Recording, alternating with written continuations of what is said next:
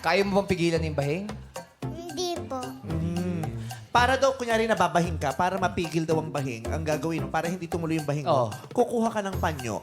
Tapos, Tapos kukuha ka ng isang butil ng bigas. isang butil ng bigas. Tapos babasain mo yung isang butil ng bigas. Babasain mo, Tapos ilalagay mo dun sa panyo.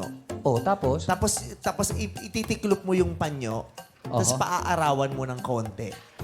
yung panyo. Ang Ano dami na lumabas na yung bahing. Ha? Hindi ba lumabas na yung bahing doon? O kasi nga hindi mo natapos. Kailangan tapusin mo Kaya kasi. binahing ka. Kung natapos mo yung paraan, hindi ka mababahing eh. Hindi mo natapos. Kasi hindi mo maalala yung pagbahing. Busy ka doon sa ginagawa mo. Ganun Diba? pala yun. Papaarawan mo yun. Tapos pagkatapos mo ang paarawan, dadasalan mo. Ganun pa. Tapos ilalagay mo sa bulsa, sa puwet. Kaliwa kanan. Sa kaliwa. Kaliwa. Sa kaliwa. Sa kaliwa. Ilalagay mo sa kaliwa. Kaliwa. Oo, sa tapos kailangan upuan mo siya. So nakaganyan ka Oo, ngayon. tapos pag inupuan mo, kailangan naka-D4 ka. Di 4 pa. Oo, D4. naka-D4 ka. Nakaganon. Ayan, tapos kailangan straight body. Straight body. Tapos tsaka ka magdadasal na, Lord, sana wag akong babahing. Hindi ka na mamabahing nun. Yun Hindi yung ka na last mababahing. step. Ang galing. Effective ba yun? Oo. Gano'n mo nagawa? Abangan mo yung bahing. Pag hindi mo natapos yun, mababahing ka. Tingnan mo.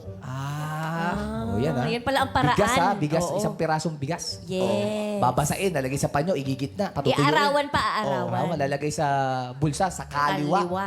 Tapos, iigpitan mo ng Di kuko mo kwatro, ngayon. di kwatro. Di kwatro ka ngayon. Tapos, Tapos, magdadasal ka na, Lord, hindi sana al- ako mabahing. Oo. Tapos aantayin mo pang sumagot si Lord doon, ha?